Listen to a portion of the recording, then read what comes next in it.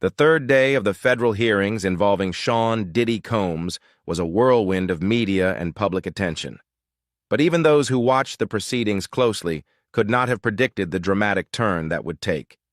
In a move that left the courtroom speechless, the prosecution presented a previously unreleased audio recording, one that was said to have been made by the late Prince himself just weeks before his death. His voice rang out clearly, calm but heavy, conveying an unmistakable sense of urgency.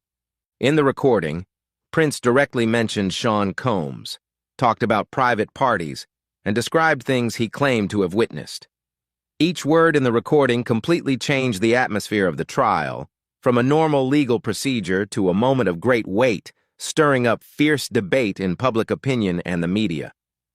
More than just evidence, the recording became a symbol of a deep truth being brought to light, with the voice of a music legend as its guide. The entire courtroom froze for a moment, but it was Sean Diddy Combs' reaction that really changed the dynamic. The calm, composed, and collected image he had worked so hard to build suddenly collapsed before the jury's eyes when he suddenly lost control, blurting out words that forced the judge to give him a stern warning for insulting the court. This was no longer gossip or a status line circulating online. This was an official statement, recorded within a legal framework, and from that moment, the atmosphere of the trial completely changed. The recording, believed to have been secretly recorded by the late artist Prince before his death, suddenly became an important piece, perhaps even a turning point for the entire case. That morning began like any other, but to those who were observant, the unusual had quietly crept into every detail: the tension in the air, the hurried footsteps of the lawyers, the sharp, probing glances. In the press box, reporters jostled, their nerves palpable. A court clerk was heard whispering, "This could be a tough day for someone." At the time, no one expected the weight of that statement. Diddy appeared as usual, perfectly tailored navy blue suit, familiar smile flickering across his face. He entered the courtroom with confidence, nodding briefly to a few acquaintances. His legal team remained professional, exchanging a few quick words, flipping through documents, eyes focused straight ahead. It seemed like a repeat of the old script, until the prosecution quietly changed the game. Two technicians entered with equipment that had not been seen in the previous 2 days: a small speaker, a laptop, and a few connecting wires. One of them nodded to the lead prosecutor, who was still focused on the documents, avoiding eye contact with the other side. The air in the room seemed to thicken. Diddy remained calm, but those watching closely could sense that something was about to happen. Then the judge entered, his voice low and unusual. "Today's evidence may cause a strong reaction. I ask everyone to remain absolutely calm." That statement was accompanied by a brief glance at Diddy, a look that was enough to make many in the room pay attention. And then the fateful moment arrived. The prosecutor formally requested the release of a recording described as extremely important and never before released. The defense attorneys immediately reacted violently, standing up to protest, claiming that they had not been notified in advance and that this was a violation of due process. The courtroom erupted in murmurs. But after reviewing the documents, the judge confirmed that the evidence had been properly submitted and denied the request for exclusion. The first blow of the day had been delivered, a heavy blow that shook the court. The prosecutor stepped forward, his voice ringing clearly in the absolute silence. "What you are about to hear is a final personal recording believed to have been made by Prince Rogers Nelson." The courtroom froze. All eyes followed the prosecutor's every move, and the clicking of the reporters' keyboards fell silent, as if someone had ordered absolute silence. Even Sean Diddy Combs, who always maintained a confident demeanor, frowned slightly. He turned to look at his attorney, his eyes asking the question no one else dared to ask. "What's going on?" The prosecutor stepped forward, plugged the device into the courtroom's audio system, and pressed a button. In a split second, a voice rang out, deep, slow, not the lyrics the public knew. It was a heavy confession. "I'm recording this because I don't know who to trust anymore." The voice, believed to be Prince's, was devoid of its usual flamboyance, and instead was melancholy and wary. In the recording, the speaker recounted attending many private parties hosted by Sean Combs at mansions in Miami, the Hamptons, and Los Angeles.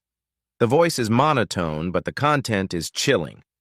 Young artists are separated from their managers, encouraged to use stimulants. Locked, closed rooms with hidden cameras are mentioned as a detail that cannot be ignored. The recording is surprisingly consistent with what Cassie Ventura had said, detailed, clear, and hard to refute. What makes this recording special is not just the narration, but also the specific location, time, and individuals involved. A party in December 2015 in Beverly Hills is mentioned clearly, almost exactly matching a previous witness statement. The voice on the tape also warns, "If anything happens to me, this recording needs to be turned over to the police or the press." The room seems to shift. All eyes turn to Diddy, who is no longer his usual calm self. His face hardens, his jaw tightens, his eyes darken. He stops talking to the group of lawyers, who are still whispering something in his ear. His body leans forward slightly, as if he is bracing for something inevitable. Then the voice continues, with a sentence that silences the courtroom. "These are not just parties. They are traps." A woman in the back row raises her hand to wipe away tears. In the front row, a pen falls to the floor, a small sound that echoes like thunder in the tense space. Gently, Diddy's lawyer places his hand on his client's, but he withdraws it, his eyes never leaving the screen. The recording doesn't stop. It continues to tell of an occasion in 2016 when the speaker confronted Diddy directly, demanding that the misconduct cease. The recorded response is a cold blow. "You may be Prince, but you are not invulnerable." The words seem to tear the already thick air apart. Diddy's lips moved slightly. The lawyers scribbled notes, their hands shaking slightly. One turned to the judge as if to file an objection, but there was no legal reason to intervene. The evidence had been admitted, and the truth, once spoken, could not be taken back. The air in the courtroom was never the same again, and the weight of that recording reverberated with each passing minute. Just as the courtroom grew thick with tension, as the quiet but razor-sharp voice on the recording, believed to be Prince's, continued to reveal more details about the mysterious parties, Sean "Diddy" Combs' usual composure began to crack. The recording shifted to another party held in March 2016, with a host of high-profile guests and a serious incident that allegedly occurred upstairs. When the address was given, matching the facts in the prosecutor's case, Diddy could no longer keep quiet. "That's a lie!" he suddenly shouted, standing up in the middle of the courtroom. The shrill sound echoed through the room, startling even the security guards. The situation immediately turned to alert. His lawyers stood up, trying to pull him back down. One whispered, gritting his teeth, "Sit down!" But Diddy did not back down. "He wasn't even there! It didn't happen!" The judge's gavel pounded on the table. "Mr. Combs, I'm asking you to keep order. If you continue, I will consider this an insult to the court." The courtroom was briefly thrown into chaos. The jury looked at each other, stunned. Some looked confused. A courtroom artist later said she had to adjust Diddy's sketch 3 times. His expression changed so quickly from shock to anger to panic. When order was restored, the prosecutor paused the recording at the judge's request. Diddy sat back, breathing heavily. His hands were on the table, shaking slightly. The familiar image of a calm, in-control figure had faded. In its place was a man swaying, betraying his insecurity to the entire courtroom. But for the prosecution, the moment was not entirely unexpected. Many who were present later confirmed it was part of the calculation. After days of brief questioning and revealing bits and pieces of information, they chose the 3rd day as their turning point. They believed that this would be the moment Diddy lost his sanity. And they were right. Without being questioned, Diddy revealed too much in a single moment of lapse. The anger, the tension, the visceral reaction told more than any interrogation could have. And most telling? The Prince recording was still unfinished. After a brief pause to restore order, the judge signaled for the recording to continue. But from that moment on, the atmosphere in the courtroom had changed completely. All the usual sounds, The tapping of a keyboard, the murmuring of voices had stopped. The room seemed frozen. Even the courtroom sketch artist had stopped working. All eyes were on the speaker, from which the quiet voice of a dead man now seemed to dominate the room that had once symbolized power and prestige. Prince's voice came out slowly, carefully, as if weighing each word.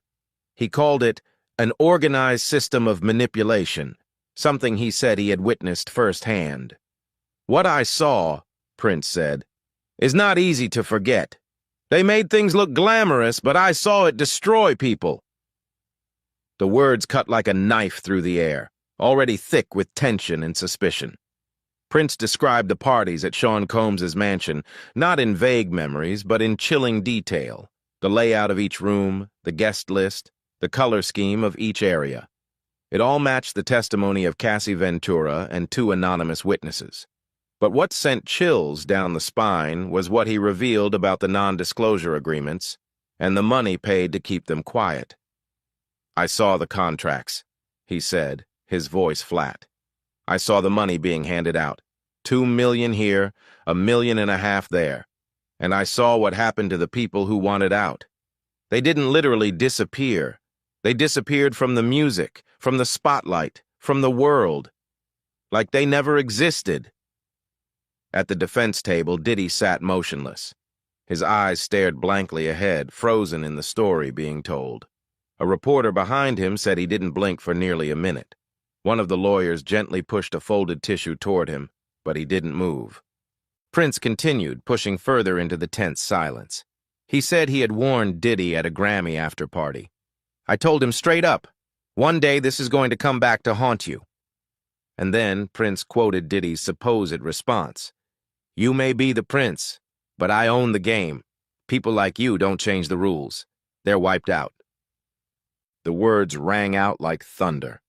No one spoke, but everyone felt the shock in the air. Diddy remained motionless, but his jaw clenched visibly. One juror shook his head slightly while the one next to him leaned back in his chair, his eyes blank, unable to hide his horror. Now, what was heard through the loudspeaker was no longer just evidence, but a direct blow to the image and personality, coming from a person who had left, had no reason to hold anything back, and could not be questioned in return. From the other side of eternity, Prince's voice not only recounted what he had witnessed, but painted a portrait of an underground force, not of a flawed human being, but of a symbol of calculated power manipulation.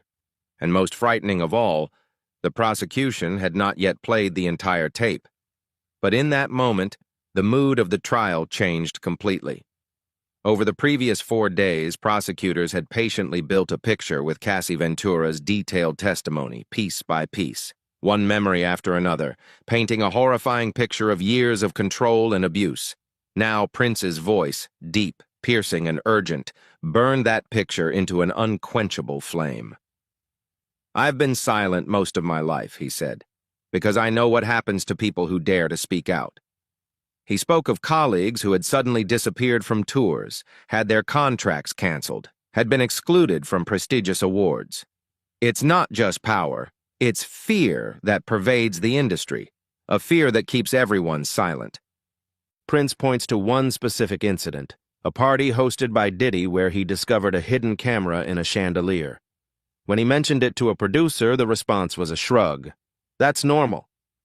The warnings about surveillance, control, and manipulation were no longer vague theories. They were presented in chilling detail. And then Prince declared, "I have proof. The data, the hard drives, the videos, the pictures, they're all timed, they're backed up. I've given copies to 3 other people. If anything happens to me, they'll know."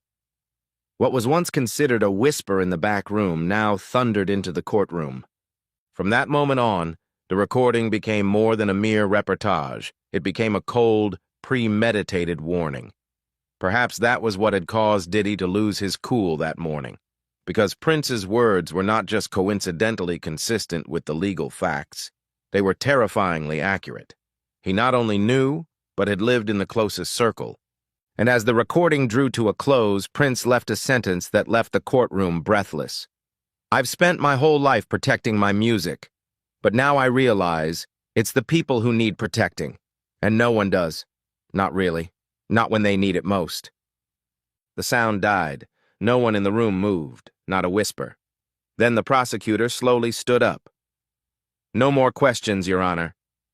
She sat down. Not a word more. Because Prince, despite his passing, had said it all. As soon as the trial adjourned for the day, Diddy's legal team launched an immediate response. They filed an emergency motion to suppress the Prince recording, arguing that its source could not be independently verified, that the witness had died and could not be cross-examined, and that the recording was biased.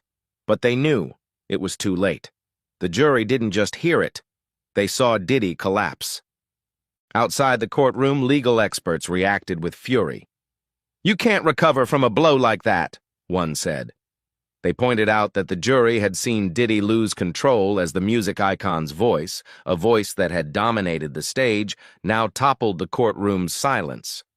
Inside, reporters noted, Diddy said nothing after the recording ended.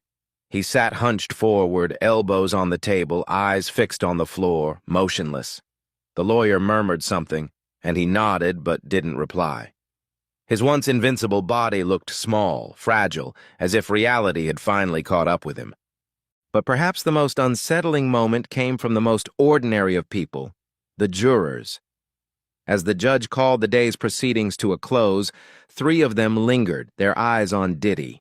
One shook his head slowly, another looked visibly confused. Without a word, it was clear what was stirring inside them. They hadn't just heard a recording, they'd just witnessed something that would stay with them forever. Prince hadn't just shattered Diddy's defense strategy, he'd turned the entire trial in a completely different direction. And more ominously, Prince had made it clear. This was only the beginning. When the recording ended, a hush fell over the room. Prince's voice, calm, sad, and purposeful, was still echoing. Not anger, but fear that had been held back for too long. A choking disappointment, an irreversible resolve. Before the recording ended, Prince left one final message. "If anything happens to me, make sure it reaches the right person."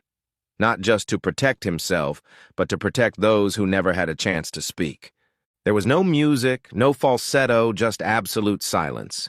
It was as if the air had been sucked out of the courtroom. No whispers, no applause. Even the gavels were delayed by a few seconds. The judge looked down at his notes, glanced at the jury, and took a deep breath.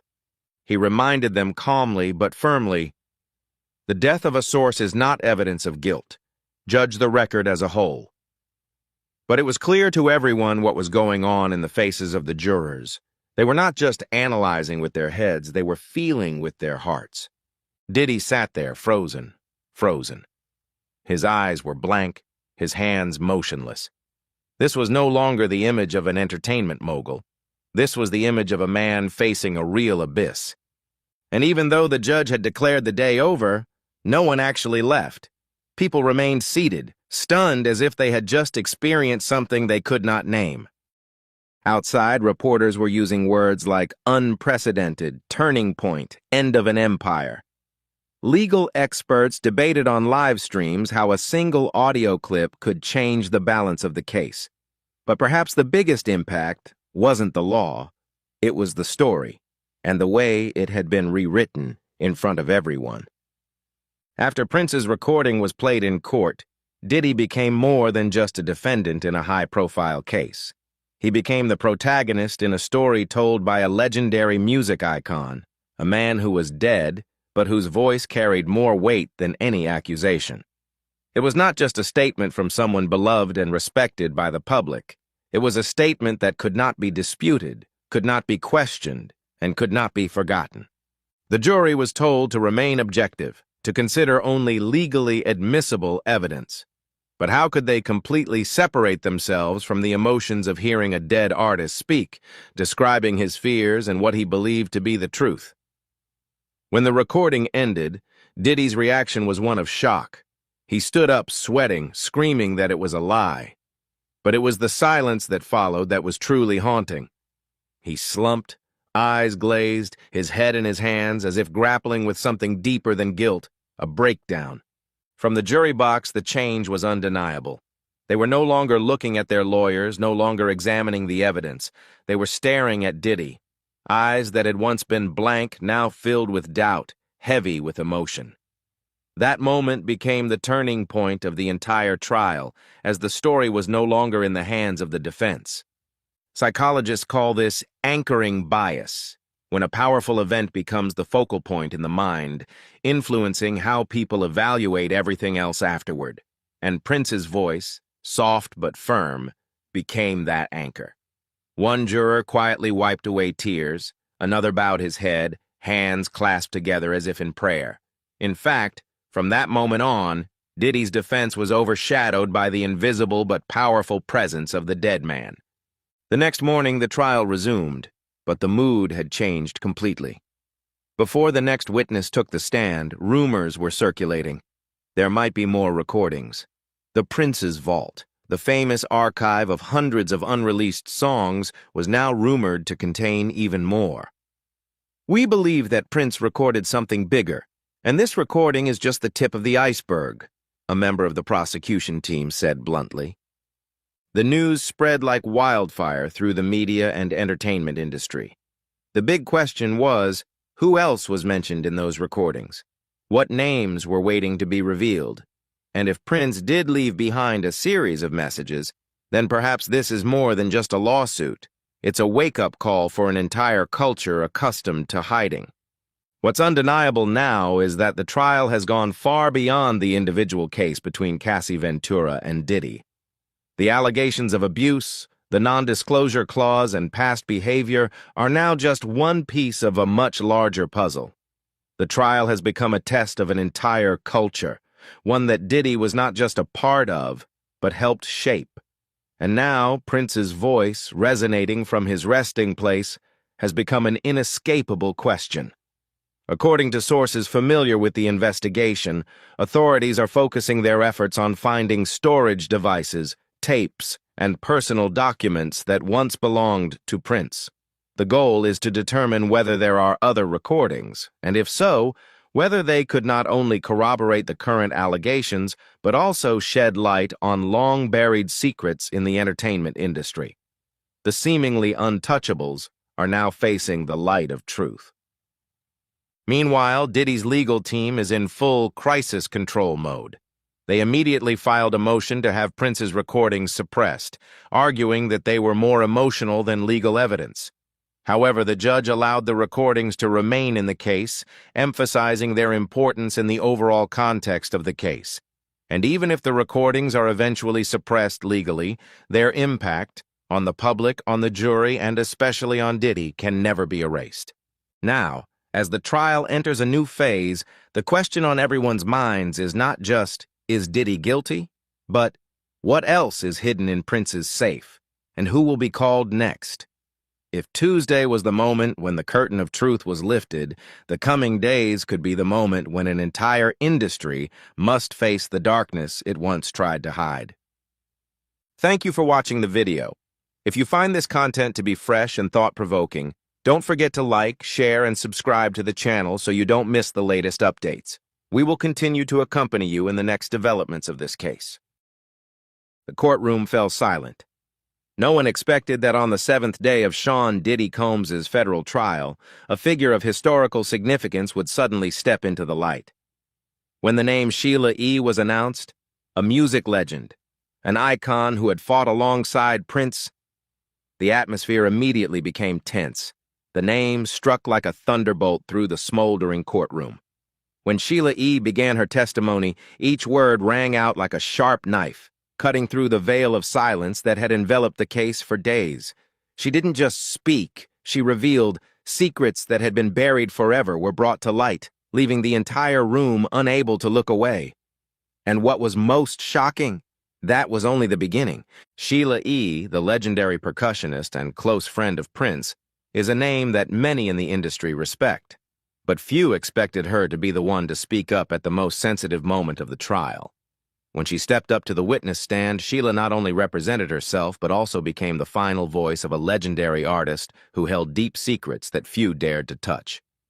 She testified that many years before Prince's sudden death, he had confided in her his fear for his life. Prince believed that behind the closed doors of the music industry were dark secrets that no one dared to expose. When those warnings were repeated in court, the entire courtroom was shaken. Sheila's testimony was not just baseless rumors. It directly related to Diddy, the dark corners of the industry, and a series of cryptic statements that Prince had made before his death.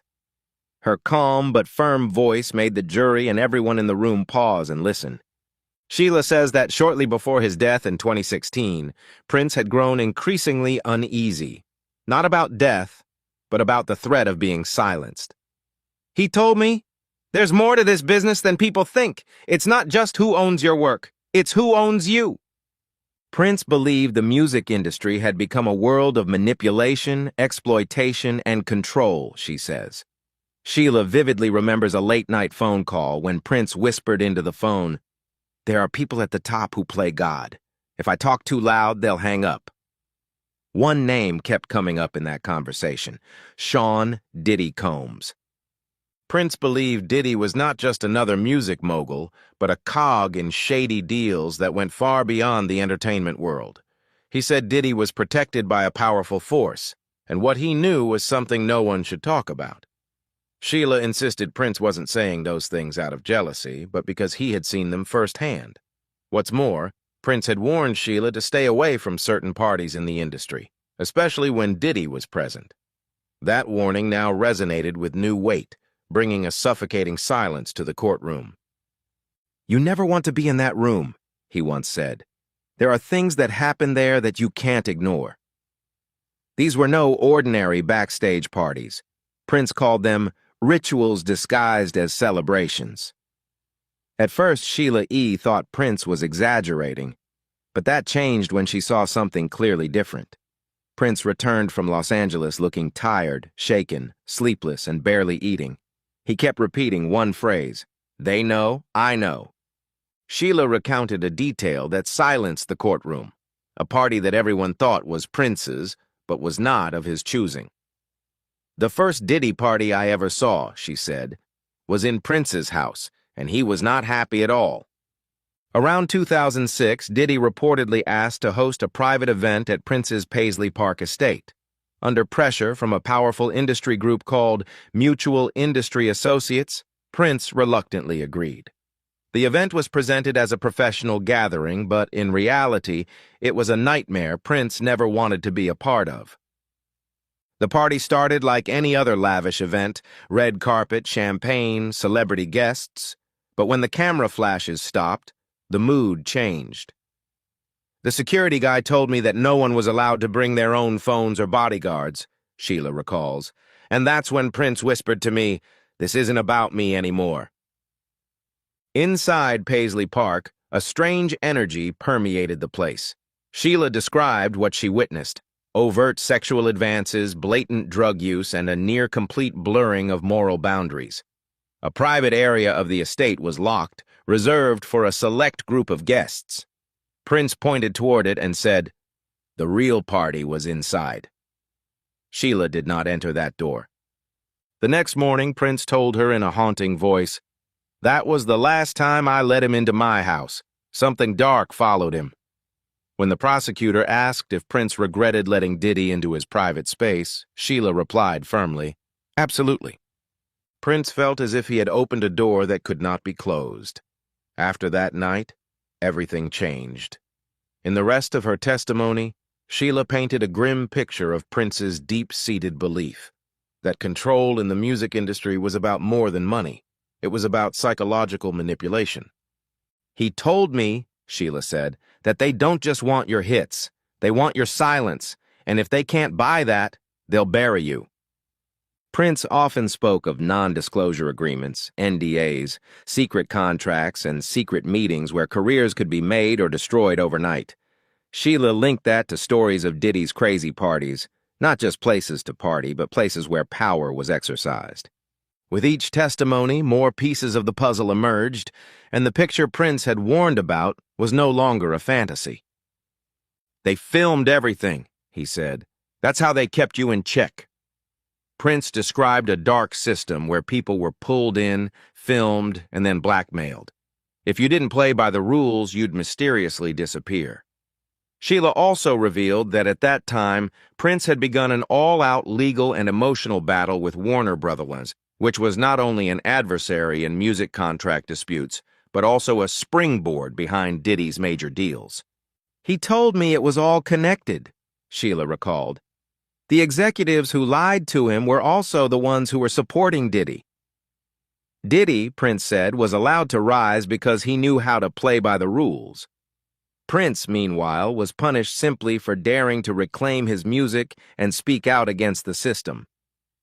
The courtroom fell silent as Sheila recalled one of Prince's final words.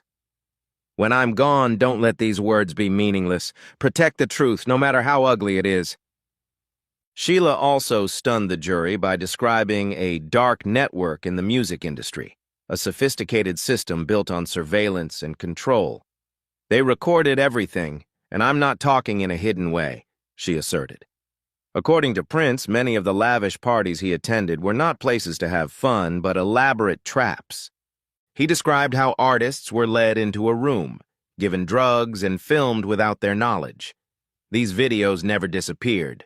They were kept as trump cards, always ready to be used to control anyone who dared to stand up to them. Sheila said Prince believed that the surveillance system was a tool to force people to be loyal or silent. When asked if Prince thought Diddy was part of that system, she replied, "He called Diddy one of the gatekeepers." More than just a participant, Prince believed Diddy was a moderator, a monitor, not acting as an artist but as an enforcer of power. Prince became deeply skeptical when he heard stories from artists who had left the bad boy ecosystem. According to Sheila, he often told stories of people suddenly disappearing from the industry, their careers plummeting, or suddenly disappearing from the charts overnight. He believed that many of them had their reputations destroyed because they refused to participate in shady activities or tried to expose the truth behind the terrible parties. But what scares Prince most, according to Sheila, is the idea that those videos still exist, being kept, even traded as a powerful currency. "This is not just land," he said. "This is money. They own you with those tapes." That was the shocking testimony that Sheila E. revealed in court, revealing the deepest fears in Prince's mind. Sheila said Prince began to investigate who had access to the secret recordings, and he lived in constant fear that if he accidentally appeared on one of them, even briefly, the consequences could be dire. That obsession followed him until the last days of his life. She recounted the unexpected call just after 2 a.m., a conversation that had never happened before. Prince's voice was tense, and for the first time, Sheila sensed that he feared the forces around him more than death. "In that call," he said mysteriously but suggestively, "they're watching me. They want me to be quiet." Although he did not specify who they were, Sheila believed he was referring to the powerful underworld forces in the music industry, the gatekeepers he had warned her about. Prince said he intended to speak up, considering testifying in a federal case, though he did not specify what case it was. The courtroom shook when the prosecutor asked if Prince had confirmed he would testify, and Sheila nodded affirmatively.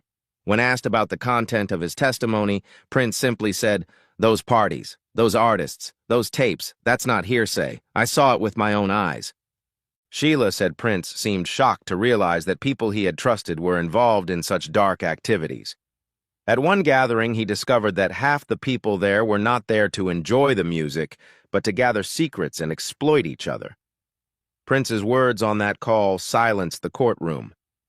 "If I fall, it's because I tried to save someone who didn't want to be saved."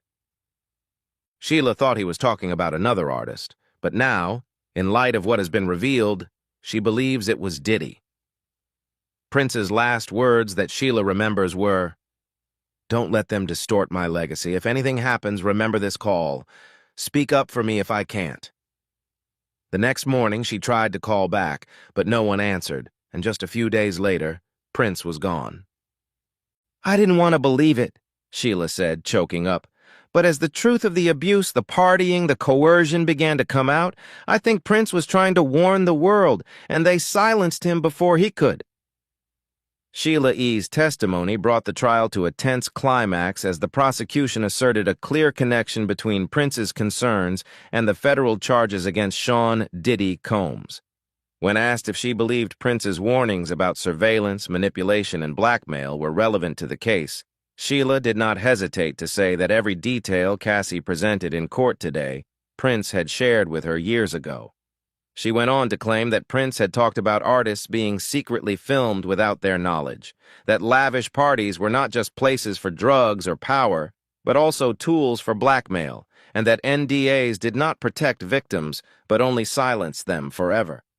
The jury listened intently as Sheila recounted a conversation in which Prince allegedly referred to Diddy, not simply as a producer or a colleague, but as a powerful controller. He said Diddy knew people's weaknesses and how to exploit them, Sheila explained. He wanted to control not just the music, but the people. Prince feared that artists who dared to challenge Diddy would suffer the same fate as so many others before him. Sheila went on to describe the untimely downfall of several artists under Bad Boy. He told me, "Maze, 26 days total. It's not mismanagement, it's punishment." She also revealed to the court the deal between Warner Brothers and Bad Boy, a relationship that Prince described as a partnership of two demons. Sheila testified that Prince had hated Warner for the way they treated him, but when he found out Warner was sponsoring Diddy, he said it made perfect sense. Of course they were right. They were running a machine. I got away with it, but the others didn't. Prosecutors asked Sheila why Prince hadn't come forward sooner. "He was waiting," she said, her voice breaking. "He wanted to tell the story with all the evidence, the dates, the names, the contracts." But just a week before his meeting with the federal investigators, Prince passed away. His nearly decade-long silence took on new, deeper meaning. Sheila ended her testimony with one of Prince's final words. "The things they do in the dark are expressed in their music. Listen closely. You hear the pain." She looked straight at the jury and said, "You're hearing it right now in court."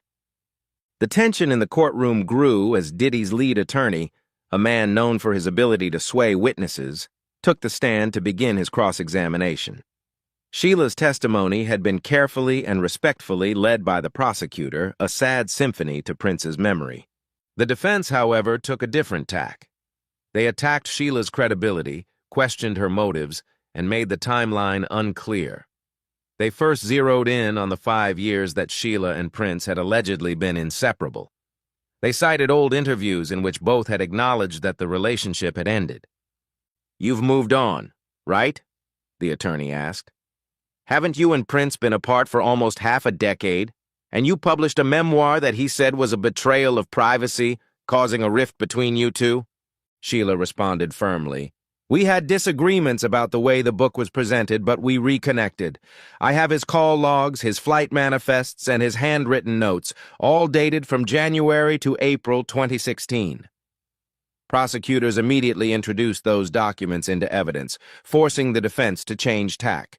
They turned to financial motives, emphasizing that Prince's estate was still in dispute, and then asked bluntly, "Do you hope to strengthen your position as a potential beneficiary by putting yourself in a high-profile trial like this?"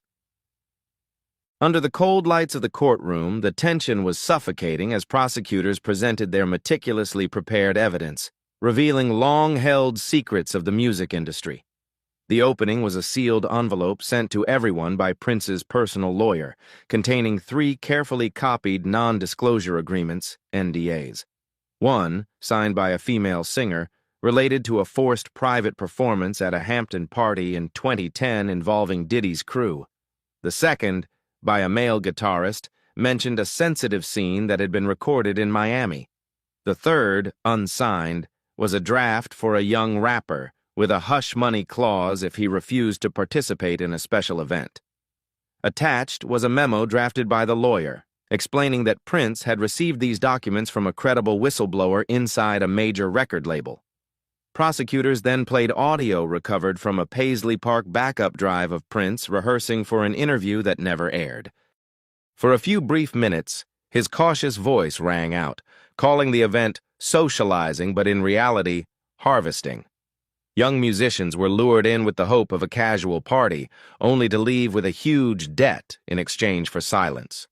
The words echoed in the courtroom, causing the jury to lean forward, listening to every word, feeling the tension Sheila had described. A financial analyst was then called to the stand, detailing the complex chain of financial transactions that Prince's team had traced. Financial charts revealed that the fees had been routed through multiple front companies, eventually flowing to two boutique security firms run by former Special Forces soldiers. Those numbers and names made the entire courtroom silent, each juror attentively taking notes. Meanwhile, Diddy's legal team sat silently, their eyes sharp, always calculating every step. Although the strategy of attacking Sheila's reputation had shaken her a few times, it could not break her strong spirit. On the contrary, the new evidence made them confused, because they knew that if the documents Sheila alluded to were authentic, it would not only shake the case, but also shake the entire entertainment industry. The atmosphere in the courtroom became more stifling than ever when the trial resumed after the break. The eyes of the jury remained glued to the screen, where every little detail was exposed clearly and irrefutably. Now the story was no longer rumors or isolated accounts, but a detailed exposure of a hidden power system in the music world. Prince and Sheila's warnings, once dismissed, are now backed up by hard evidence, forcing everyone to reconsider the truth lurking in the shadows. Under the cold courtroom lights, the financial analyst continued to build a picture of the intricate connections between the shell companies and the private events that had been documented. Every detail matched exactly the dates Cassie was accused of rioting and the gatherings listed in the NDAs. He pointed out that the invoices he studied were labeled with vague terms like venue lighting and VIP communications, the same language Cassie had described Diddy using to hide escort expenses, which left the courtroom stunned and perplexed. Prosecutors then showed hotel keycard metadata pulled from a server at a major luxury chain. Electronic logs showed that Prince's room code had been remotely reset at 3 a.m., the night before the emergency plane landed him. That time coincided with Prince's whisper to Sheila on the phone. "They're standing outside my door." Prosecutors insisted that the remote reissue of the passcode could not have been accidental, but rather a clear sign of unauthorized interference, bolstering Sheila's testimony about the fear of surveillance and the danger Prince had faced. The cumulative effect of this evidence created an incredible amount of excitement in the courtroom. Individually, the pieces may have been random, but when strung together, they formed a solid, undeniable web. The NDAs matched Cassie's story perfectly. The elaborate cryptographic payments that hid the costs of his crimes, Prince's predictions of blackmail, and the digital breadcrumbs, digital surveillance data, that implied constant surveillance. Even the most conservative legal commentators had to quietly acknowledge that the prosecution had done something rare, turn the seemingly paranoid suspicions of a dead icon into solid evidence on the scales of justice. One analyst even jokingly suggested that this might be the first case of a whistleblower, who has since died. During the prosecutor's recess, they left the jury with a large projection of Prince's handwritten message to Sheila, "Your silence will not protect you." The words hung on the screen all afternoon, before Judge Subramanian finally called the trial to a close for the day. The subtext couldn't have been clearer. If the jury believed Prince had predicted all that Cassie had gone through, Diddy's conviction would be not just a legal judgment, but a prophecy fulfilled. Sheila E.'s testimony, along with the bombshell of evidence, quickly spread throughout the entertainment world before dusk. Social media exploded with backlash. Senior producers posted cryptic emojis with the comment, "I told you so." Even veteran journalists were forced to reconsider, admitting that they had dismissed Prince's warnings as crazy. The hashtag #BelieveInPaisleyProphecy quickly trended worldwide that evening. Music law firms were besieged by calls from record labels fearing further unpublished NDAs would be called. Inside Bad Boy's Manhattan offices, insiders revealed that two senior executives had taken indefinite leave within an hour of the hotel key metadata being made public. An internal memo quickly circulated at Warner Music, telling all employees to carefully preserve historical documents related to artist agreements, fueling rumors that the label was preparing for federal intervention and negotiations. Even streaming platforms were not immune to the shakeup. A major service has quietly formed a task force to comb through archived private concert videos in its database. Back in court, Judge Subramanian has urgently scheduled a special meeting to discuss the growing body of evidence, signaling that more sealed documents could soon come to light. Experts predict that Prince's estate, which has long been stalled in its valuation, could now become a major lever of power for record labels desperate to prevent further disclosure. Legal experts predict a wave of civil lawsuits from artists who were forced to sign non-disclosure agreements. But what was most notable was Diddy's demeanor at day's end. For the first time since the trial began, he completely avoided the courtroom's gaze, instead focusing on the wood grain of the defense table. While his attorneys spoke in hushed tones, Diddy remained silent, not responding to any questions. Outside the courthouse, his mother, Janice, and their twin daughters quietly left under umbrellas, no longer stopping to pose for photos as before. Sheila E. left the courthouse through a back door, escorted by federal agents, a strict security measure put in place after prosecutors circulated anonymous threats on social media. Soon after, Sheila E. released a brief but powerful statement. "I did what he asked. I stood up for the truth." Those close to her said her phone was ringing almost non-stop, with musicians thanking her, executives warning her, and fans clamoring for more. Amid all the noise, Prince's final message resonated. Even when you think you're safe. Sean Combs' trial was initially seen as a personal reckoning, but after Sheila E.'s testimony, it became a symbol of an era of power and intrigue in the music industry. As the court took a break, a veteran courtroom sketch artist told CNN through a microphone, "I've seen fraud, extortion, blood, money, but I've never seen a ghost walk into a federal courtroom and testify." Today, Prince did just that. Whatever the jury's verdict on Diddy, the truth has no place to hide or be quietly covered up. The silence has been broken. The Prince of Music has broken out, shaking the most powerful brands in the industry. The case is not closed, but a new chapter in music history has officially opened. The truth is exposed. The silenced voices are now louder than ever. Diddy and the powerful figures will have to face unprecedented consequences, while fans around the world witness a quiet but fierce revolution. What do you think about these shocking developments? Leave a comment below and don't forget to subscribe to the channel so you don't miss the next hot news and fascinating behind-the-scenes stories. Thank you for joining us. See you in the next videos.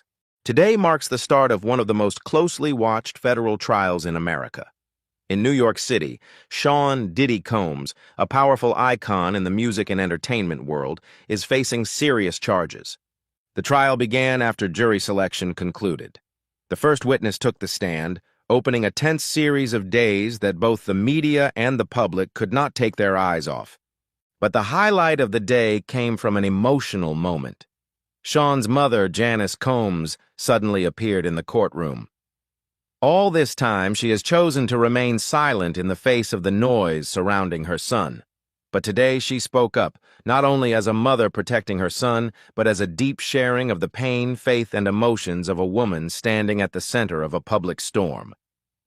Janice Combs made a public statement that seemed like a plea for sympathy, but underneath it all was a message that the courtroom and the public couldn't ignore. It wasn't a simple denial of the charges her son was facing. It was an admission that she knew something that had been buried for more than 20 years.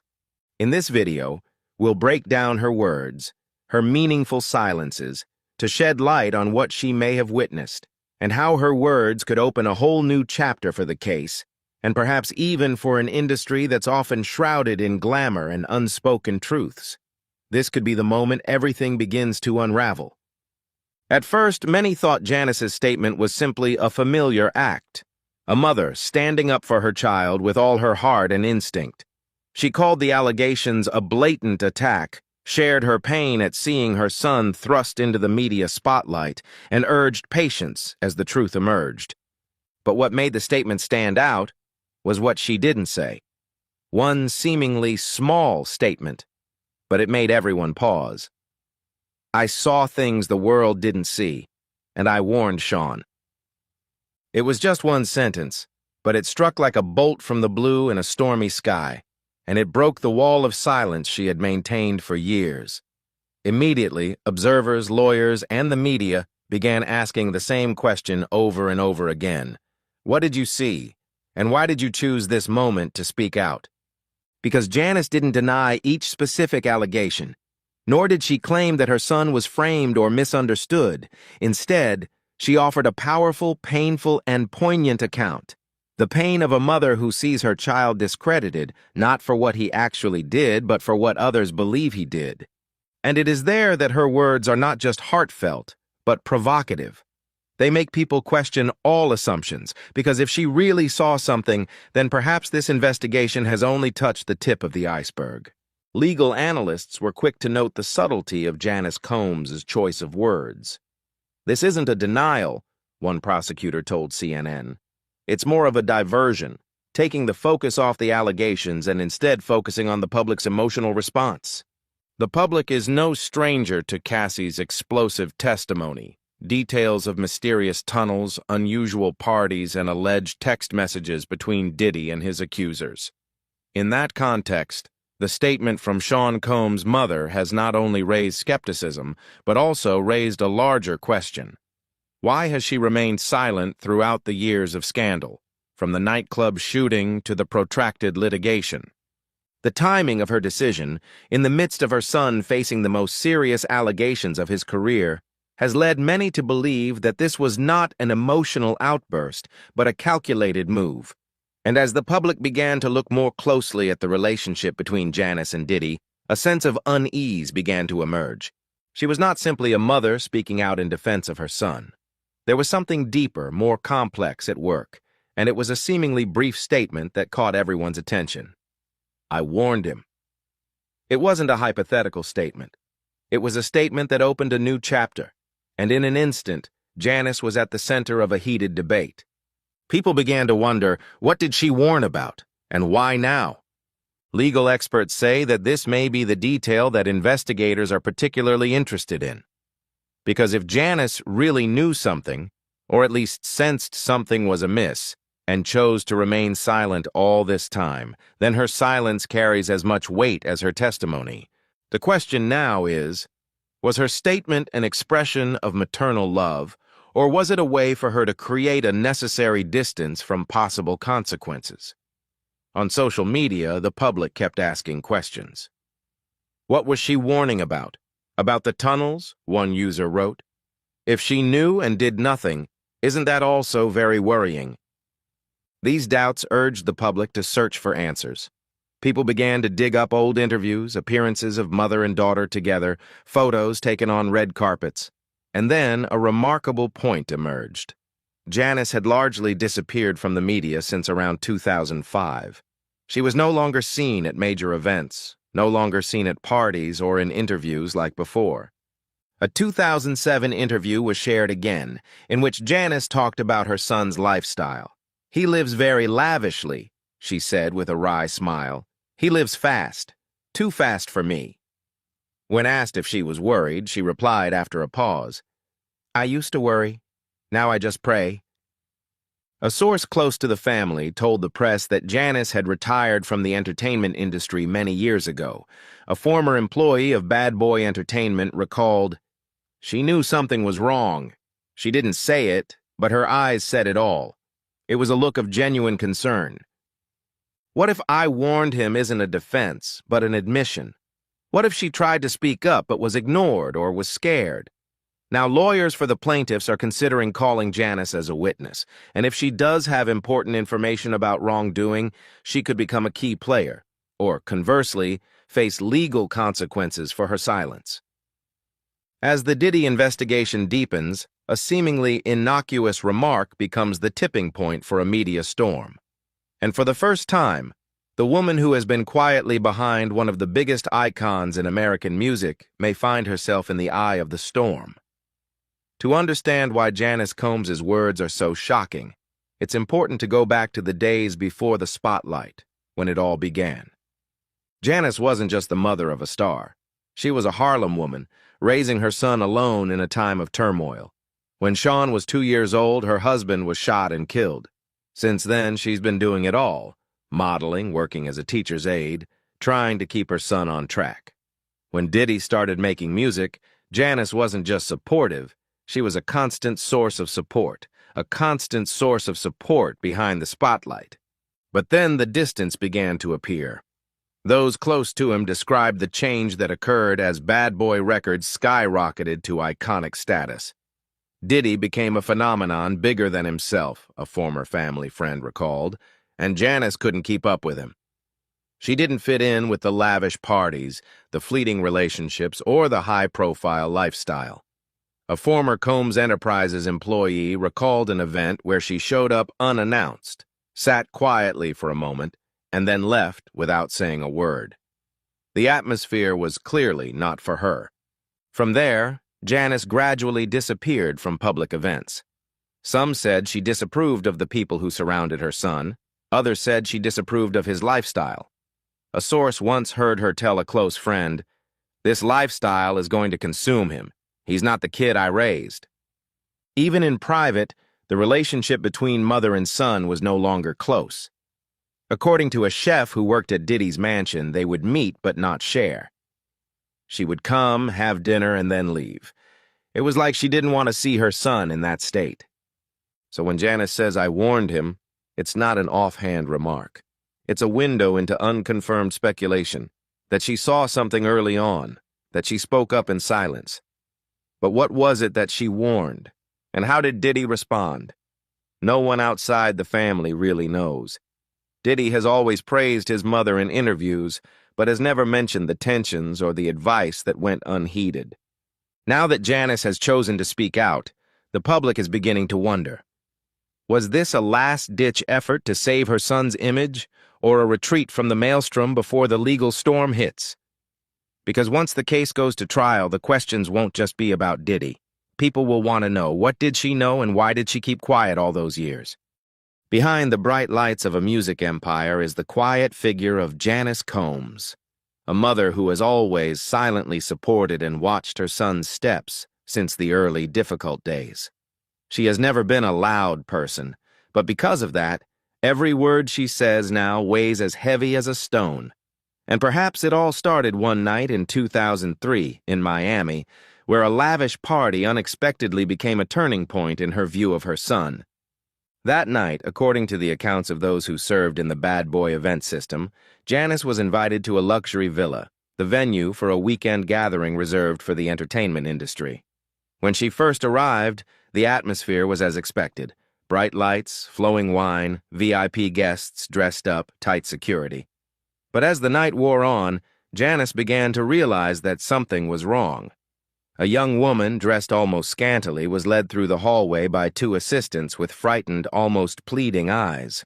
Janice immediately asked a nearby employee, "What's wrong with her?" But she only received a slight shake of the head and the answer, "Don't ask, just enjoy yourself."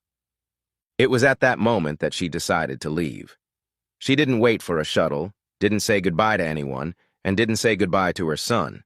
She quietly called for a private car and disappeared into the night. Since then, Janice has never appeared at any of Diddy's events again. The story had been only whispered among a few acquaintances until she broke the silence with a statement that shocked the entire media. After that statement, a woman who had worked in the logistics of Diddy's parties also spoke up. Although she chose to remain anonymous, she confirmed that she had witnessed similar scenes and had left the job because she felt she could no longer ignore what was happening. What Janice once saw was now set in a completely different context, a growing number of allegations of behavior that were hidden behind a veneer of glamour. And the question now is not whether she saw anything unusual, but why she chose to remain silent for all those years. Some say she was simply protecting her son, but others say her silence was not just a maternal love, but a bond too complex to sever. At that point, Diddy was more than just a successful artist. He had become an economic force, a mogul whose influence spanned music, fashion, television, and even the luxury liquor industry. Janice's life, from where she lived to how much she lived, was part of that ecosystem of power. She lives in a lavish New Jersey mansion, receives steady financial support, and has no formal position in any of her son's companies. Her name still appears on the books, according to a former accountant, as part of a payment system tied to Diddy's reputation. In a world where any statement can be a weapon, Janice probably knows that saying the wrong thing at the wrong time will not only get her sidelined, but could also cause everything she's built on to collapse. So she kept quiet. But now, as the secrets come out, the question is no longer, what does she know, but can the truth be kept in the dark when the person who once avoided it is the first to warn her? There are signs that Diddy has established a tight control system around himself that is difficult for anyone to bypass without consequences. His legal team has long been known as some of the most aggressive in the entertainment industry, regularly using strict confidentiality agreements and not hesitating to launch aggressive legal action if it detects a potential leak. A longtime family friend once shared that Janice, in 2011, went through a mental breakdown. "I tried it once," she said at the time. "They told me very clearly if I opened my mouth, it would all come crashing down. If you want to sue, sue." That same year, there were rumors that Janice was secretly planning to release a memoir, but the project quickly disappeared within days, as if it had never existed. Many believe that this was no coincidence, but rather the result of invisible but powerful pressures from powerful parties involved. But Janice's silence was not simply a result of legal threats. It was a deeper emotional bondage. A therapist who worked with a former Combs Enterprises employee described an environment where guilt and fear were used as tools of control. Diddy reportedly insisted to those close to him that he had given them everything: jobs, stability, even a place in society. In such a space, to resist would be to end everything you had. For Janice, the situation was even more complicated. She was not just someone Diddy had supported, she was his mother. She had seen her son go from a Harlem boy who sat by a window with big dreams to one of the most powerful figures in the global entertainment industry. But if her hunch was true, if her son had really hurt someone, it would not only hurt her, it would challenge all the trust she had built up over decades. Torn between maternal love and conscience, between loyalty and betrayal, Janice chose to remain silent, not because she did not see or understand, but because she knew that one word could trigger an unstoppable landslide. And perhaps she had lived with that fear for more than a decade, fear of breaking, fear of losing, and deep down, fear of the truth that she herself was not ready to accept. Until now. Because something has changed. On the fourth day of Cassie Ventura's testimony, the atmosphere in the courtroom was tense. Outside, media were crowding every inch of the room. Inside, prosecutors were preparing to unveil a trove of evidence, documents, photos, and recordings from 2009 to 2017 that coincided with a period when Janice had largely disappeared from public view. And then came the fateful moment. Under oath, Cassie claimed she had lived under absolute control, from who she was allowed to see, to her medications, her phone calls, to the parties she described as obsessive.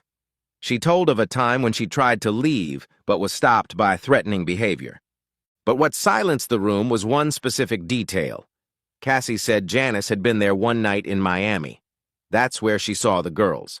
Janice's name was not mentioned in the charges, not named as a co-defendant, but her appearance as a witness brought a hush to the courtroom. Dozens of eyes immediately turned to the audience where Janice was not present, but her name still struck like a thunderclap in a clear sky. That evening, after the trial adjourned, a source said Janice called her attorney in a state of great emotion. She said only one thing: "I can't pretend anymore. This is too much." And she didn't try to deny it. She didn't defend herself. She just let it go. That moment led to the statement she made 2 days later. A source said prosecutors were considering the possibility of Janice giving a closed-door testimony. Her lawyer declined to comment, but one sentence from that brief statement remains deeply haunting. "I warned him. I begged him, but he didn't stop." Just one sentence, but enough to shake the whole picture. Because when it was spoken, it was no longer the story of a mother trying to protect her son at all costs. It was the painful awakening of a woman who had seen too much, kept silent for too long. And now, as all eyes turned to the courtroom with cold judgment, outside, another confrontation was taking place. Quiet, but much more fierce. A confrontation between a mother and the truth she could no longer deny. After Diddy was taken into custody at a federal facility, he was placed under special surveillance, a measure often used in sensitive cases. That means every call from his cell is recorded. One conversation between him and his mother, Janice Combs, is drawing particular attention from prosecutors.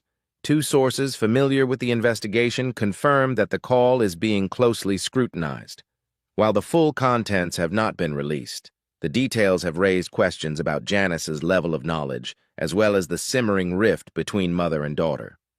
The conversation took place just after the fourth day of the trial, when Cassie Ventura's testimony made headlines. Diddy reportedly tried to keep the call friendly and light, asking about his family and avoiding any mention of the news that had been making headlines. But Janice didn't play by that script.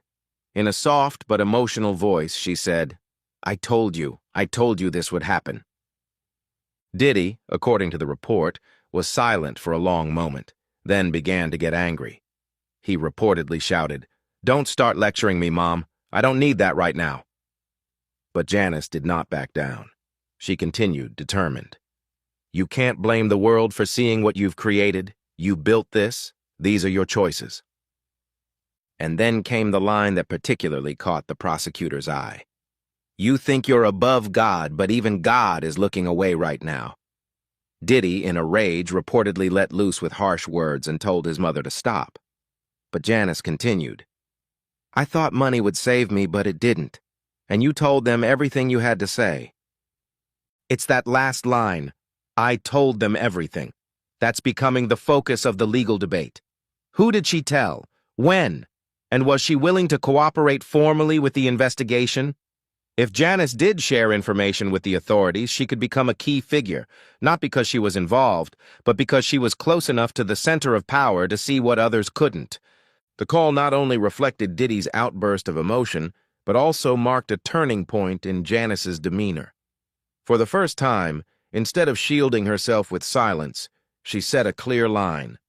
After her high-profile statement to the media, prosecutors subpoenaed her personal documents, letters, emails, and even handwritten diaries. Many of the documents were deeply personal, writings from a mother torn between emotion and truth. But one old notebook, dated August 2017, has caught our attention. On one page it reads, "He told me about the tunnels. I thought he was joking. I don't think so anymore." And then, "Those girls that were too young. They were scared. No one said anything. I think they were scared of him. Me too. He had too many people under his control for anyone to dare tell the truth." Finally, a poignant conclusion. "If what he did was real, then I failed." This page of notes has been turned over to the main prosecution team. It's not legally definitive evidence, but it's a piece of the puzzle that helps clarify when Janice first began to suspect what was happening. It's a trace of an awakening, late, but possibly genuine. And it could be a crucial piece in the journey to the truth of the whole case. "This could completely change the way the jury views the entire family," said one legal expert who reviewed the diary entry. If his own mother was scared, how could he expect his assistants, girlfriends, or anyone else to speak up early on? Those regretful entries, though only a small part of the diary, carry enormous weight. The final page ends with a chilling sentence. "I should have done more. I don't know if I could go on if everything were revealed. But now it's too late." If prosecutors decide to use this passage, it could be an emotional punch that could shape the jury's view, not just of the defendant, but of the entire atmosphere of power, control, and silence that has persisted for years. For weeks, Janice Combs has remained silent in the media. She has declined interviews and has only given a brief statement at the start of the trial. But sources close to the prosecution say a shift is underway. She is reportedly preparing to testify behind closed doors to federal prosecutors, a potentially far-reaching turning point in the case. In sealed court documents, Janice has agreed to give her testimony under strict confidentiality. Though she will not appear in person, her words will be recorded and used as needed in the legal process. What she is about to share is described by sources as uncompromising. She is expected to confirm what she witnessed at a party in Miami in 2003, where a young woman was said to have been visibly distraught, and the atmosphere around her made her feel that something was wrong. She is also expected to reveal the mention of isolated areas, which she initially thought were a joke, and the events held with heavy security. But perhaps most telling is a mother's personal look at her son's psychological transformation and how he exerted control not only over those around him, but also over his own family. "She's not doing this for herself. She's doing it for others," a source on the legal team said. "She knows she can't change the past, but she has a choice about how she deals with the present." For Diddy, this could be a devastating blow. When someone who was once considered a rock is the one to draw the line, it carries special weight, not just in the public eye, but in the minds of jurors. The truth may be painful, but the loss of trust, the betrayal by the person closest to her, is the hardest to recover from. If his own mother can't vouch for his character, the defense has lost the most important thing: empathy, a federal prosecutor once said, and that's what seems to be emerging. As Janice prepares to testify behind closed doors, Diddy's legal team is reportedly scrambling to do damage control. But new rumors suggest that Janice may not be the only one changing her mind. A number of potential witnesses, from former assistants to former close associates, are considering coming forward. If they begin to break their silence, Diddy's defenses may begin to crack, and the first crack may come from the woman he once trusted most. Now, the question is no longer whether Diddy will be charged, but who else will be willing to stand by him? Thank you for watching and spending your precious time with us in this story. Your interest and support are the greatest motivation, helping us continue to bring profound and meaningful content. If you find this story thoughtful or useful, don't forget to share the video and subscribe to the channel to always accompany us in the next journey. Once again, thank you very much, and see you in the upcoming videos. In a federal courtroom so tense you could hear a pin drop, a woman stepped up to the witness stand, breaking the silence with a haunting account of what she said happened behind closed doors. The woman was Cassie Ventura, and her testimony stunned the courtroom into silence. Facing her was Sean Diddy Combs, one of the most powerful figures in the music world, but in that moment, he was no longer the epitome of influence. As the testimony unfolded, his face contorted, his hands shook, he screamed, and finally he collapsed. Cassie's testimony, confirmed under oath, not only sent shockwaves through the media, it raised serious questions about power, control, and the silence that has persisted for too long in the entertainment industry. Today's story is not just about a man, but also about the fight for the truth, and what happens when light is shined into the darkest corners. This could be the turning point, forever changing the career path of the man once considered the kingpin of hip-hop. When Cassie Ventura took the stand, the courtroom held its breath. Gone were the bright spotlights, gone were the familiar pop tunes, just a tense silence, and the eyes of dozens of people watching her every move. Cassie wasn't just the accuser, she was the one who set off a chain of events that shook the music industry. 8 months pregnant, she appeared calm but determined, a resilient warrior, not a star on stage. The trial began with seemingly normal questions. How did they meet? What was their working relationship like? But before long, the atmosphere turned tense. In a slow, clear voice, Cassie began recounting experiences she described as deliberate, carefully choreographed, not random or spontaneous. She said the scenes were choreographed, the lighting was carefully adjusted, the music was pre-selected, the space was meticulously arranged. It was like a carefully prepared scene, not a real moment in life. Cassie insisted that everything was part of the plan of someone who wanted absolute control, not just in her work, but in her personal life as well. The atmosphere in the courtroom became suffocatingly heavy. Sean Diddy Combs bowed his head, silent. Cassie continued to testify about a pattern of behavior that repeated itself over and over again, following a clear pattern. She broke the process down into specific steps, and what was shocking was not only the content but also the way it was arranged, like a meticulously planned program. One detail that left the jury speechless was when Cassie said she was forced to interpret everything that was happening, as if she were being made to tell a story for a script she had no say in writing. She admitted to losing control at times, not by choice. Cassie said she was forced to use substances that clouded her consciousness, making it nearly impossible to say no to the man she called the man who had my whole life in his hands. When asked what would happen if she refused, her response sent chills down the courtroom. "He said I was boring. He said, if you don't do it, someone else will." The words echoed, weighing heavily on the silence of the room. For many of those present, including Diddy's family, this may have been the first time they heard the allegations recounted in detail from an insider's perspective, and they were clearly not prepared for it. When the prosecutor asked Cassie Ventura to explain more about Step 2, the courtroom fell into a heavy silence. Cassie sat there, her hands clasped in her lap as if trying to keep herself from drifting off. Then she began to tell. She wasn't talking about an action, but a deep obsession. According to Cassie, Sean Diddy Combs had an obsession with appearance, skin that had to be shiny, perfect under the spotlights. It was all staged like a movie scene, not spontaneous or spontaneous.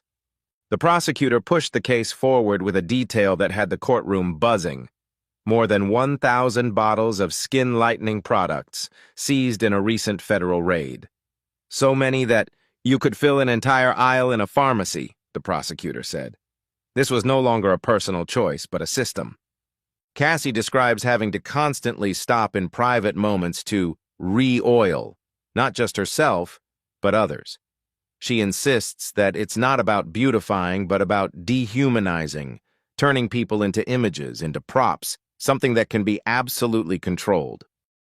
She says that if any part of her skin isn't shiny enough, she gets a harsh scolding. At first, a few people in the room laugh in response to stress, but they quiet down when Cassie talks about how she feels. When you're covered like that, you're not yourself anymore. You become an object. Cassie describes losing her balance on the sheets, slipping and being scolded and humiliated, all for ruining the show. She insists, it's not about intimacy, it's about power, it's about control. He wants to be the one directing everything. One of the most shocking revelations is the suspicion of a hidden camera in the room. Cassie said she saw red lights flashing, but never knew what they were recording or where they were going. Prosecutors would not confirm, but their responses suggested the investigation was widening. But what shook the courtroom just as much was the testimony about the people around Diddy. Cassie alleged that personal assistants not only knew what was happening, but also participated passively, bringing towels, supplying oil, handing over equipment. But no one asked questions, no one intervened. They acted like it was normal, she said. The air in the courtroom turned cold. Diddy didn't raise his head. His hands shook. Even the judge looked confused. But Cassie didn't stop. And what happened next was the moment that changed everything. As Cassie Ventura began to describe the final step in the 4 steps she had described, the courtroom fell silent. Her voice dropped and she adjusted her microphone, trying to maintain her composure. "This part, I've been trying to forget." Step 3, Cassie said, was losing control. She didn't say much, but confided that she often just wanted things to end quickly. Not out of disrespect, but because she felt she had no choice. "I wasn't there because I wanted to," she said. "I was there because I thought if I didn't, he would find someone else." Cassie continued, describing the feeling as if she were acting in a movie directed by someone else. Diddy, she said, was on the outside, not directly involved, but still controlling her every move, her gaze, her voice. It wasn't intimacy, it was absolute power and control, expressed through words, actions, and the presence of others. The 4th step, Cassie said, was Diddy's selective involvement, not always direct. When he felt he trusted someone, he would participate. Otherwise, he would just stand by and watch, like someone overseeing an audition. But what shook the courtroom wasn't the acts themselves, but how they were treated afterward. Cassie tearfully recounted the feeling of being objectified, invisible, dehumanized. She said it never stopped because of ethics, but only ended when the other person lost interest. She also highlighted the indifference of those around her. The assistants not only ignored her, but also assisted by preparing tools, bringing towels, and providing technical support, as if it were a normal part of the job. "No one asked me if I was okay," she said. "Not a word." In a choked voice, Cassie shared that there were times when she couldn't react, either because she was exhausted or unconscious.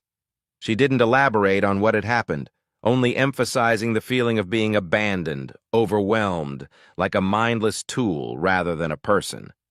What was most shocking was when she talked about the fear of abandonment, isolation, and mental intimidation that left her feeling trapped. "He told me that no one would believe me if I spoke up," Cassie admitted. And I believed it. The courtroom fell silent, save for the tapping of reporters and strained breathing. When the prosecutors took the stand, they didn't ask about her emotions, but asked Cassie to describe the entire process from start to finish as evidence of a systemic pattern of behavior. No one in the courtroom, whether seasoned reporters or jurors, could deny that they were witnessing a testimony of historic proportions, a rare light shed on things that had been kept behind closed doors for years. As the trial moved into the next phase of testimony, a chill ran through the courtroom that no one could deny. Cassie Ventura was not simply recounting a series of isolated events, but rather a system as elaborate and organized as a professional movie script.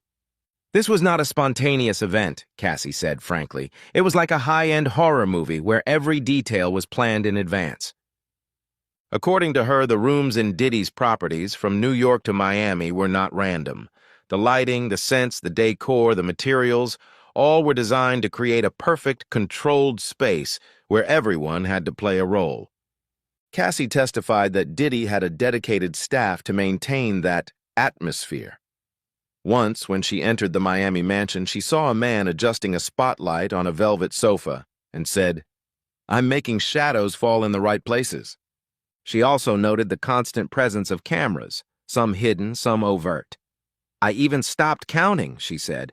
"Every corner of the room was monitored like a professional recording."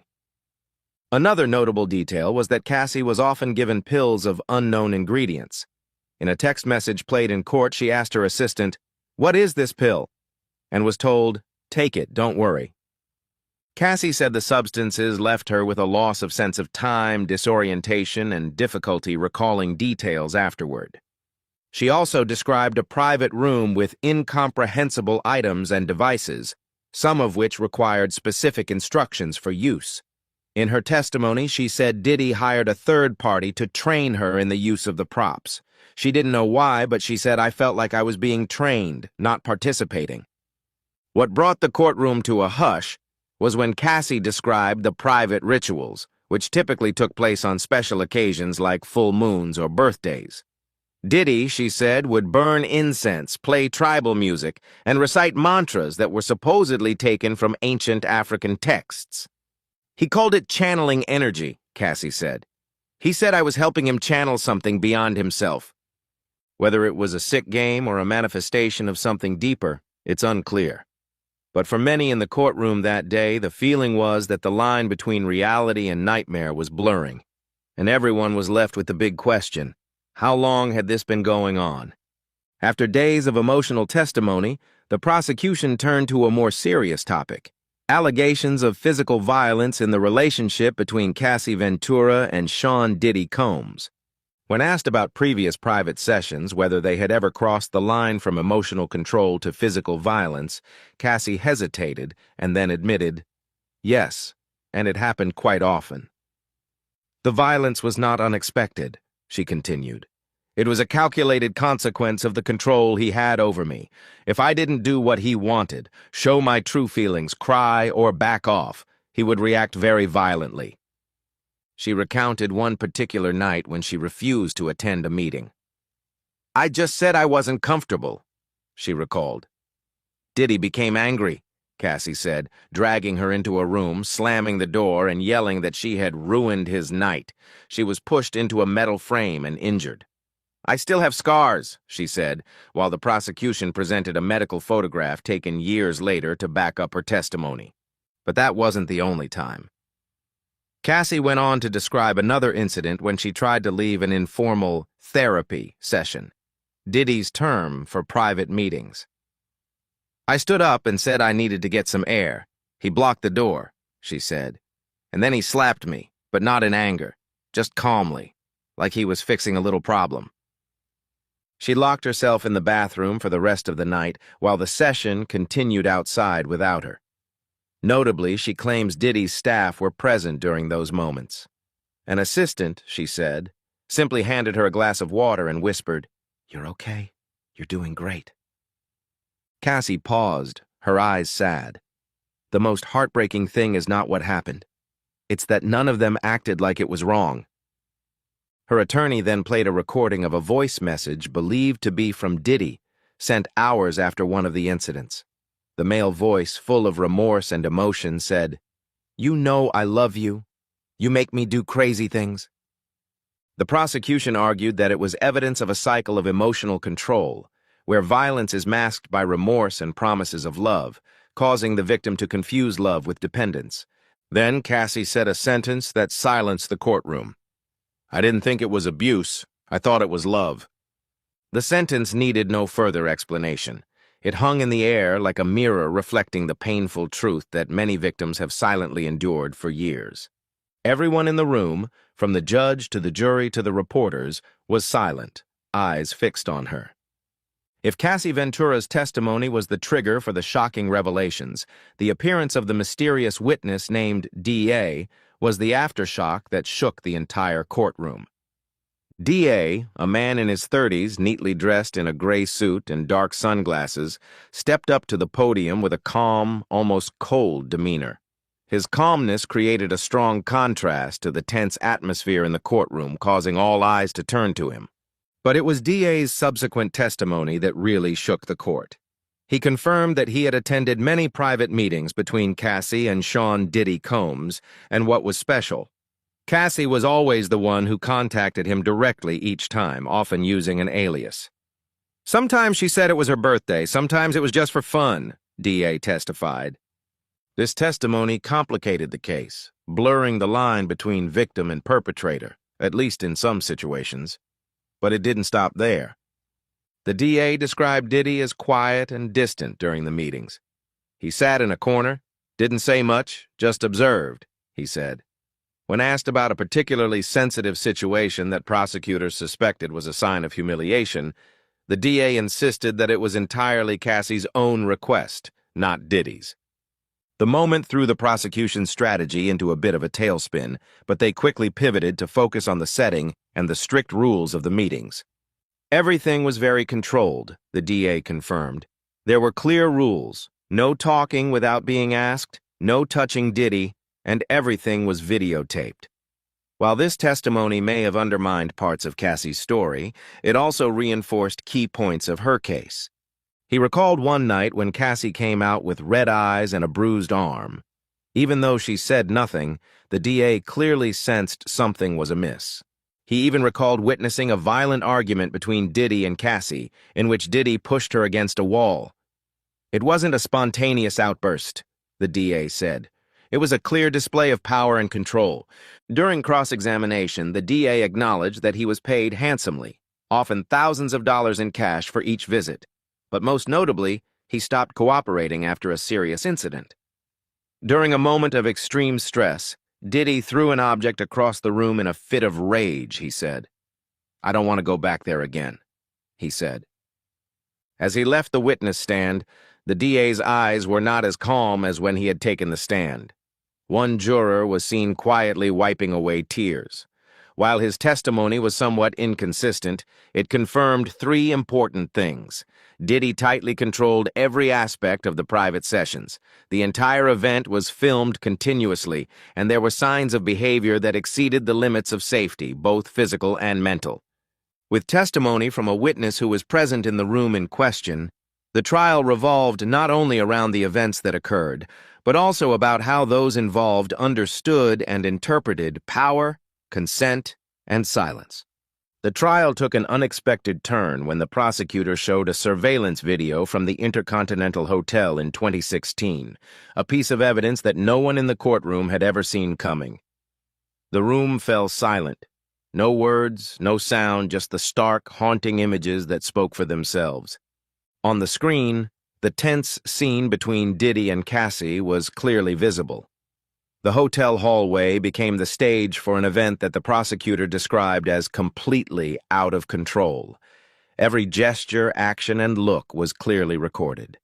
Cassie remained silent throughout the video, while Diddy appeared restless, constantly shifting his posture and trying to avoid the jury's gaze. Not content with just showing the footage, the prosecutor zoomed in on specific moments, carefully analyzing each frame to highlight details that were said to demonstrate the behavior crossed the line. Cassie's expression, Diddy's cold gaze, and the body language between the two were scrutinized meticulously to confirm that this was not a momentary misunderstanding, but part of a repeated pattern of behavior. After the screening, Israel Flores, a hotel security guard at the time, now an LAPD police officer, was called to testify. He recounted how he had to intervene when he realized the situation was getting serious. "She just wanted to leave," he said, emphasizing that Cassie was in a state of physical and mental collapse.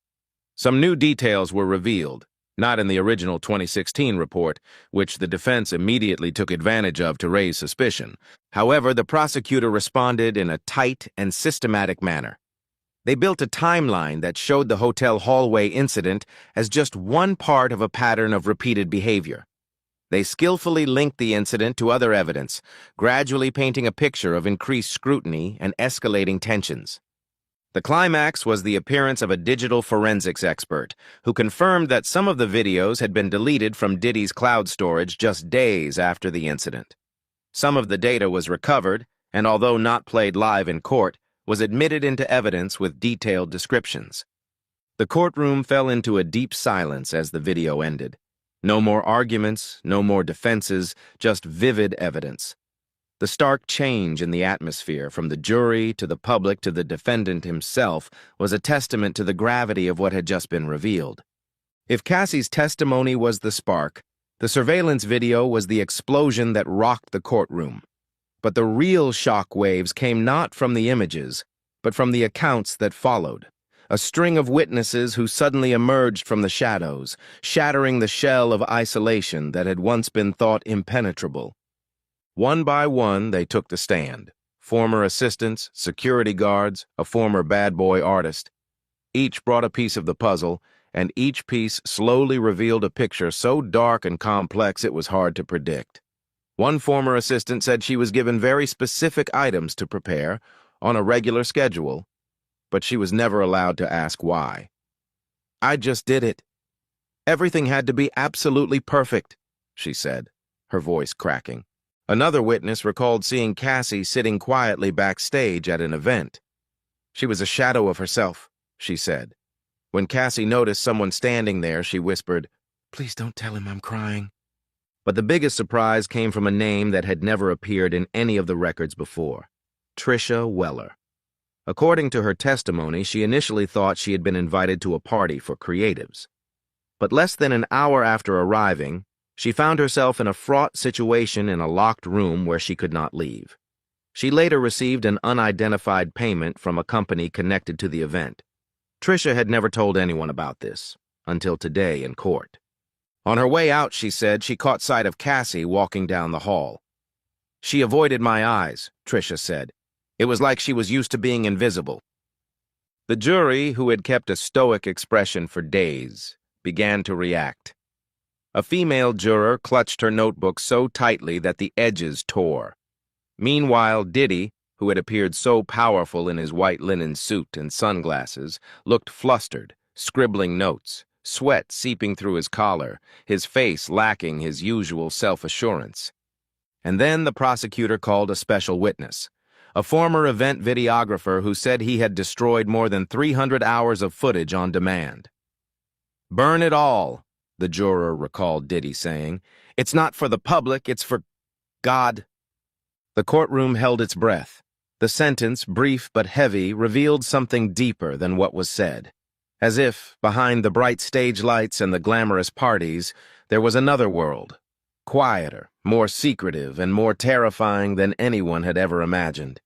Each witness who came forward not only told a personal story, but also contributed to the larger picture, a complex web of power, control, and silence that spanned decades. Initially, the public thought this was just Cassie's story. But as the trial continued, the curtain was gradually lifted, revealing a much deeper reality. This was no longer a single incident, but an accusation aimed at a system, a sophisticated mechanism of power maintained over the years to protect the image and influence of its leader. That person, none other than Sean Diddy Combs. The final week of the trial played out like the end of a multi-layered tragedy, where the cracks could no longer be hidden. Diddy's legal team was visibly stressed, and he, who had been the center of attention, was now unusually quiet, wearing a loose-fitting suit, exchanging melancholy glances with his lawyers. An artist in court sketched the haunting moment. Diddy sat there, covering his ears, mouth slightly open, facing the heavy testimony as if it were a sound he didn't want to hear, but had to. He was not only facing the law, a reporter wrote, but also facing his own internal disintegration. And perhaps that was what was happening. In a last-ditch effort to turn the tables, the defense team tried to refute some of the evidence and testimony. But the judge refused, stating, "The gravity of this case demands absolute transparency." When the prosecution made their closing statement, they didn't use words like mistakes or negligence. Instead, they described a pattern of behavior sustained over a long period of time, not impulsive decisions, but deliberate, meticulously planned actions. The years have not obscured the truth, but have only brought more accusations, silences, and behind-the-scenes deals. The biggest shock came from an inside source. A whistleblower provided a never-before-seen financial ledger, recording recurring payments with cryptic notations like loyalty, silence, and careful. Some were just a few $1,000s, others were close to 6 figures. When asked, Diddy didn't answer. He just looked down, his eyes lost in the silence of the room. The plaintiffs ended with a recording from 2015, a familiar voice saying, "People think they can leave me, but no one can leave." The room held its breath. That moment needed no explanation. It said it all.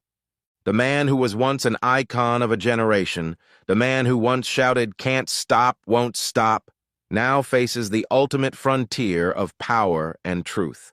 The reputation he built on music, glamour, and influence is crumbling layer by layer, and this trial may be just the beginning of a series of revelations that have never been revealed. His name has been removed from prestigious institutions, his honorary degrees have been revoked, and now the possibility of facing criminal charges is looming. An empire built on hits, endorsements, and media hype is crumbling brick by brick. And the catch is, this trial may just be the beginning. With more than 100 potential witnesses waiting to be called, the case could spiral into a massive federal investigation, one that will see not just one individual, but the entire power structure and those who helped run it. The truth is finally knocking, and this time, no one can ignore it. Thank you so much for watching this video to the end. If you find the content useful or interesting, don't forget to like, share, and subscribe to the channel so you don't miss the next videos. Please leave your comments or questions below the video. I look forward to hearing from you. The 6th day of Diddy's trial began in a tense atmosphere. Reporters crowded around, anxiously awaiting shocking revelations. But few expected that the character who made the unexpected turn was Mo'Nique, the Oscar-winning actress. When she stepped up to the witness stand, the entire courtroom seemed to hold its breath. The confrontation that seemed to have faded into Hollywood's past was suddenly exposed in the middle of this federal trial. Mo'Nique's words were not just words, but a series of detailed evidence, presented coherently, from specific timelines, documents, to clear recordings. And when she mentioned famous names like Diddy, Tyler Perry, Oprah Winfrey, and Bishop T.D. Jakes, The atmosphere in the courtroom almost froze, causing all eyes to focus on her with surprise and anticipation. The sixth day of Diddy's trial began with a tense atmosphere. The courtroom was packed early. Reporters lined the hallways with eager eyes, waiting for the next developments that could make shocking headlines.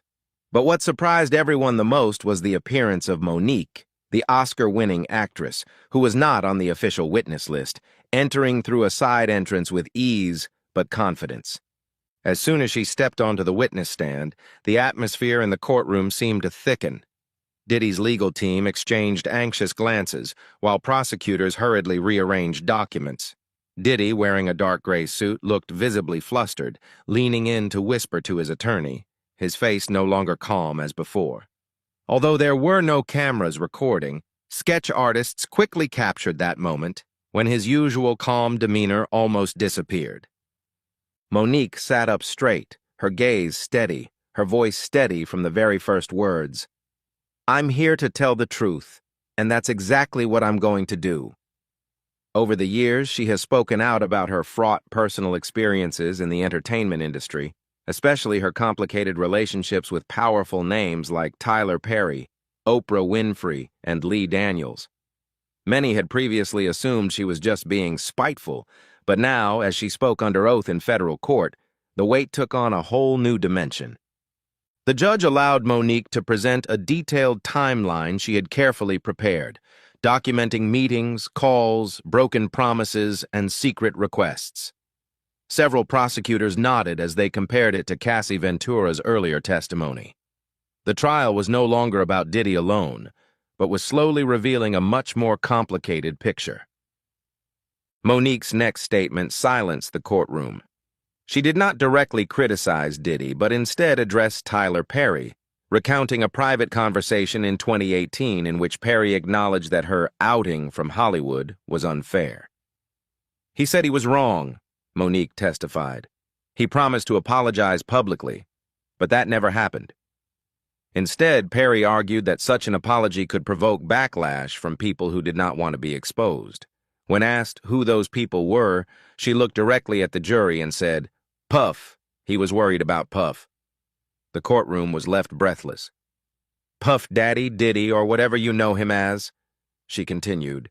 Even the prosecutors could not hide their surprise as they exchanged glances. Monique's testimony now extends beyond her personal story to a larger context, illuminating the complex connections between powerful figures in the entertainment industry. She revealed that Perry had shared that he was bound by too many non-disclosure agreements, NDAs, to say he knew everything. Monique presented a transcript of the call in which Perry said, "There are things that happen that I can't talk about publicly. We've all seen things at Puff's parties that no one talks about." The judge allowed the transcript to be introduced into evidence, but the recording is still being held for verification. The moment is special not only because of the shocking claims, but also because it reveals a web of silence, secret deals, and image control that may have protected powerful figures for years. Diddy's defense attorney immediately objected, calling the testimony speculative, but the prosecutor skillfully demonstrated that this was the context necessary to understand why the alleged acts were hidden for so long. The courtroom fell silent as Monique took a deep breath, adjusted her microphone, and said clearly, "I was at a Diddy party, and I left because I saw something I shouldn't have seen." That statement immediately became the focus of a series of news pages within a few hours. She testified that the incident occurred in 2006, when she received an invitation to a private meeting in Los Angeles from a friend in the industry, a fellow actress, who emphasized that this was a privileged opportunity only available to a very small group of people in the industry. Monique recounted that she was taken to a luxury villa deep in the Hollywood Hills. Upon arrival, a waiter asked to keep her phone, the reason being to ensure absolute privacy. She was ushered inside, where the soft glow of candles and soft R&B music created an intimate yet mysterious atmosphere. There, she watched as a group of guests, both men and women, were ushered into back rooms, in what she described as selective and intentional. "I remember a woman in high heels and a man in a bathrobe," she said.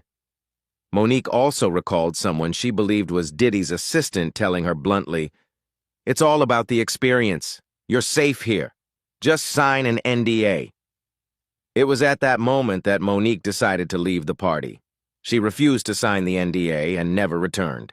From there, things began to change dramatically in her career.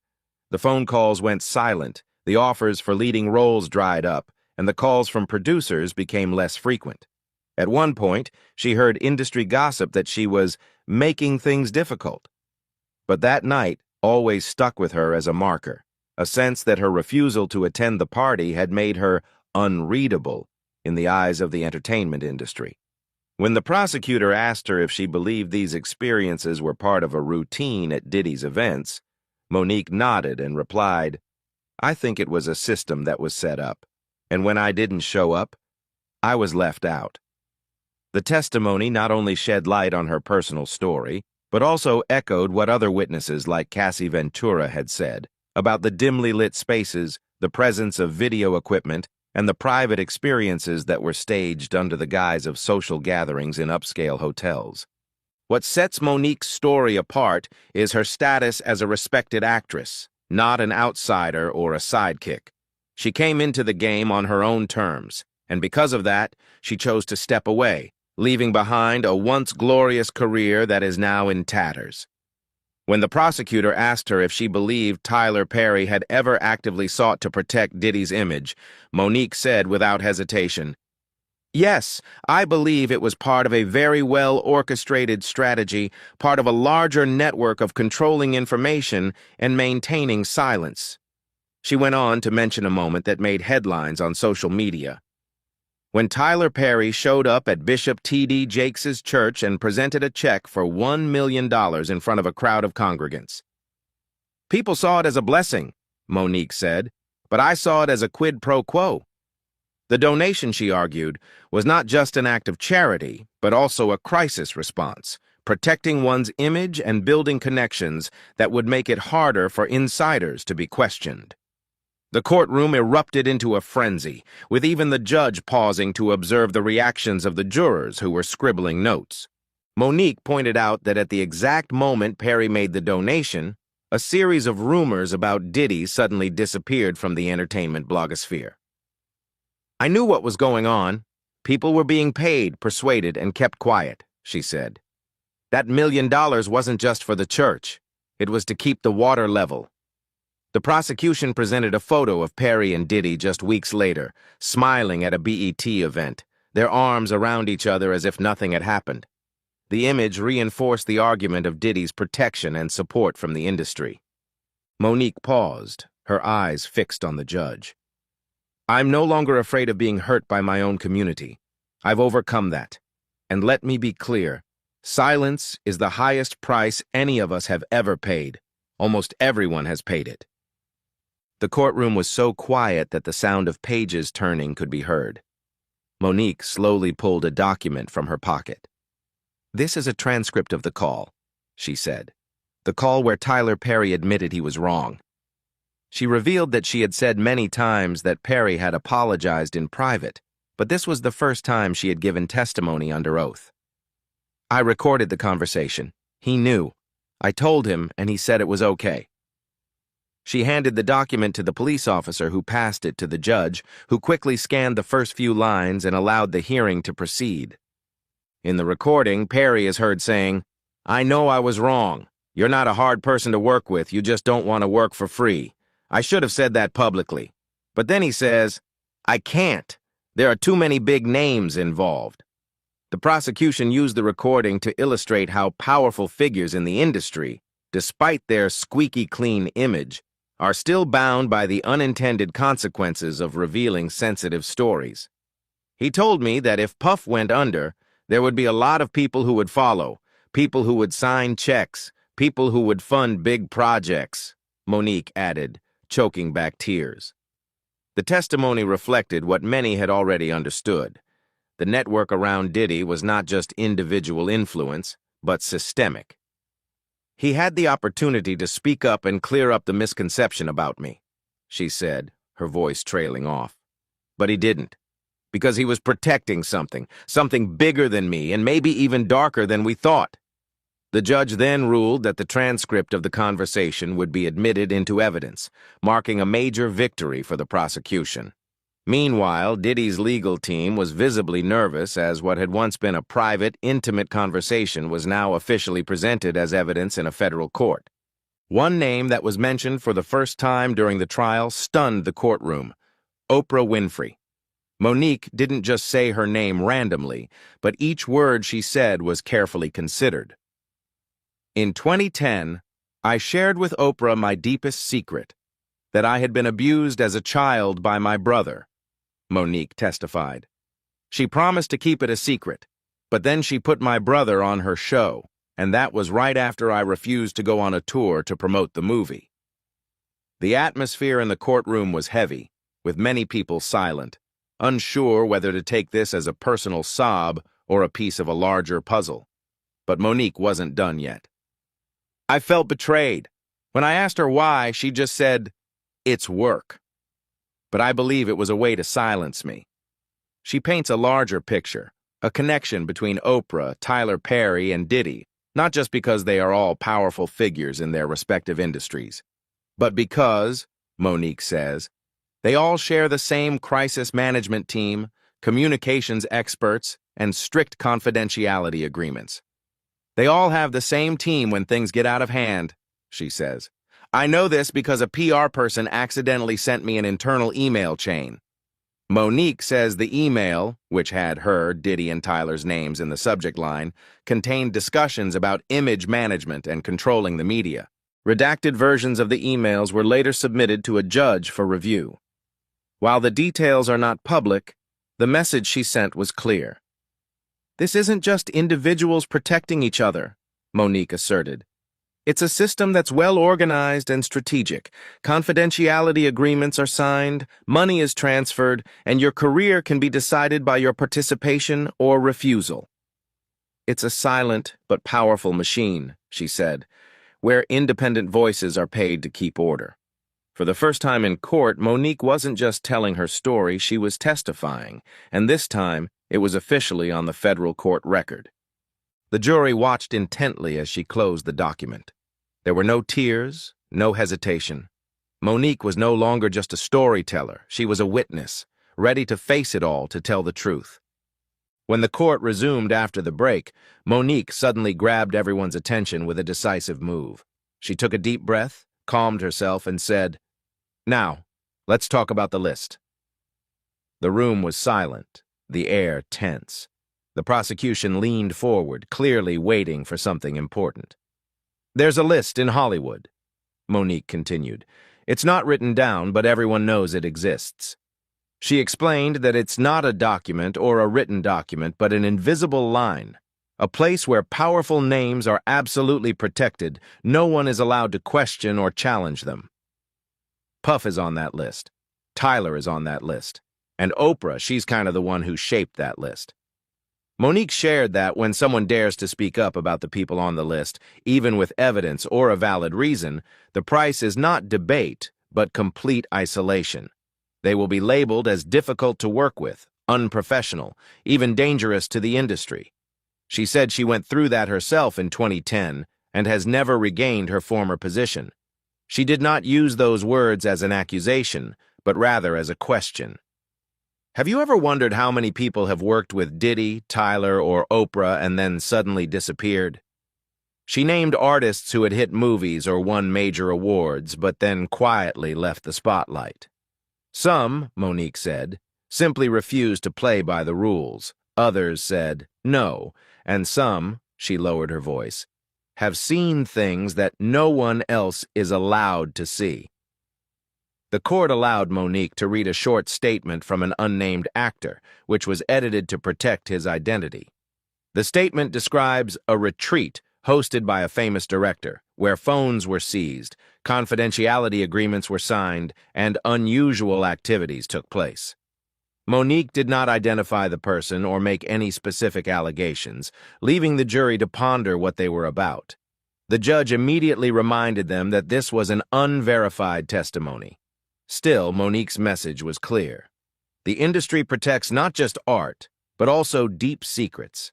And when someone breaks their silence, the price can be their career, their reputation, even their peace of mind. When asked directly if she believed Diddy had contributed to her career being cut short, Monique replied, "Yes, I didn't think so at first, but I do believe so." She explained that it took years to see the full picture. After the Precious controversy died down, she got a call from a former low-level executive who had worked at Revolt TV, the media company founded by Diddy. He said to me, I remember it verbatim, "You're making it hard for people who aren't easy to please. It's not just Tyler or Oprah. It's not just Puff who can handle this noise." The entire courtroom fell silent. According to Monique's testimony, the executive implied that Perry and Diddy had begun discussing collaborating on projects, and that Monique's name had come up in those discussions, not as a potential co-star, but as a problem that needed to be solved. "They wanted to leverage Puff's network, and I was the obstacle," she said. Monique said that behind-the-scenes meetings between Perry and Diddy took place, meetings she later learned about through her personal connections. In those discussions, the name Monique was not associated with talent or artistic merit, but only with risk and trouble. After a brief recess, the prosecution presented a bombshell piece of evidence, a chain of emails between a public relations firm hired by Revolt and Tyler Perry Studios. The emails revealed how they worked together to control the public narrative about Monique and Cassie Ventura, showing a concerted effort to manipulate the women's images. For the first time, the court saw a clear link between them, not verbally, but in concrete documents, making the atmosphere in the room even more charged. Monique continued to testify, believing that her reputation as difficult to work with was not an accident, but the result of a deliberate campaign. "They planted it like a virus," she said. "It spread from one casting director to the rest of the industry. As soon as your name was mentioned in a room, there was a reason to get rid of you." Then she said something that few people dare to say in court. "I wasn't pushed out by outsiders. I was pushed out by people who looked like me. People who were black, but they were more afraid of losing their positions than standing up for the truth." Her voice was calm, carrying a hint of weariness. "I don't want to be here. But I have to be here because what they did to me, to Cassie, to so many young people, it's not going to stop until someone speaks louder than them." Monique shared that when the prosecutor asked her to participate 2 months ago, she initially declined. "I didn't want to reopen the wounds. I didn't want to open up more pain." But when she saw the recording of Prince, saw Diddy lose his temper on the stand, saw Cassie cry as she testified, she knew she couldn't stand by anymore. In a moment of spiritual awakening, she heard her grandmother whisper in her heart, "Sweetheart, don't let anyone else tell your story without you in it." Monique knew she couldn't keep quiet any longer. The final moments on the witness stand were some of the most poignant. "What do you think is the root cause of this system of silence?" asked the prosecutor. "Fear," Monique answered simply. "In this business, people are afraid of losing their jobs, losing their contracts, losing their glory. And most of all, they're afraid of the truth, because people like Puff, like Tyler, like Oprah, have made the truth too expensive to pay." Then she looked straight at Diddy, her voice soft but sharp enough for everyone to hear. "You thought no one would dare speak up, that you built a fortress of power to keep things quiet. But you're sitting there today, and I hope you're finally starting to listen." As Monique left the stand, reporters noticed that Diddy seemed out of control. His hands were shaking. His lawyers were whispering nervously around him. There were no cheers in the courtroom, but the emotion was palpable, a moment everyone could sense. The game was changing. Monique, who had been ignored by the industry for more than a decade, was now the star witness in a trial that had captured the nation's attention. The courtroom was tense for days, but no one expected the surprise when Monique looked directly at the defense attorney and quietly uttered a name that had not been mentioned publicly in the first 5 days of the trial: Tyler Perry. There was no anger or drama, just a calm, razor-sharp statement that opened a door that everyone knew but no one dared to touch. "You want to talk about power? You want to talk about silence? Ask Mr. Perry why I was removed for refusing to work for free." she said, "and look who stood by him through it all." The courtroom fell silent, stunned. At first there was confusion. Tyler Perry was not a defendant in this case, and his name was not on the official investigation list. But what Monique is trying to emphasize is not him, but the system, the hidden network of power that operates behind the scenes, where those with a voice protect each other through silence. "He never helped me," she continued, "but he called everyone who could." She held up a stack of documents that had never been presented as evidence, saying, "Ask the producers, ask the managers, ask Lee Daniels. I have the call logs." Although the defense attorney immediately objected, it came too late. The jury had already heard and started asking questions. Monique didn't stop. "I knew who was at those parties," she said. "I saw people sign non-disclosure agreements. I was told to keep quiet. When I didn't, my job disappeared. They told me to be grateful, told me I was lucky to be in this business." Then she revealed something that stunned the courtroom, and the prosecution too. "I have the recording. Tyler Perry admits he was wrong, apologizes to me. But he makes it clear that he can't do it publicly because it would ruin everything." She paused, her eyes staring straight ahead. "I'm done defending men who will never defend me." The words resonated more heavily than any of the evidence before. The case was no longer about one man. It went to the core of a system where power and silence keep wrongdoing hidden. Monique didn't just mention Diddy, she pointed the finger at the entertainment industry. And for the first time in court, the jury's eyes went beyond the defendant. They began to look deeper, at the powerful forces behind the scenes, the hands that kept the mask from falling. Thank you so much for watching. Your support and interest are the motivation for us to continue creating interesting and useful content. If you find the video useful, don't forget to like and subscribe so you don't miss the next videos. I look forward to receiving feedback from you to improve more and more. Once again, thank you for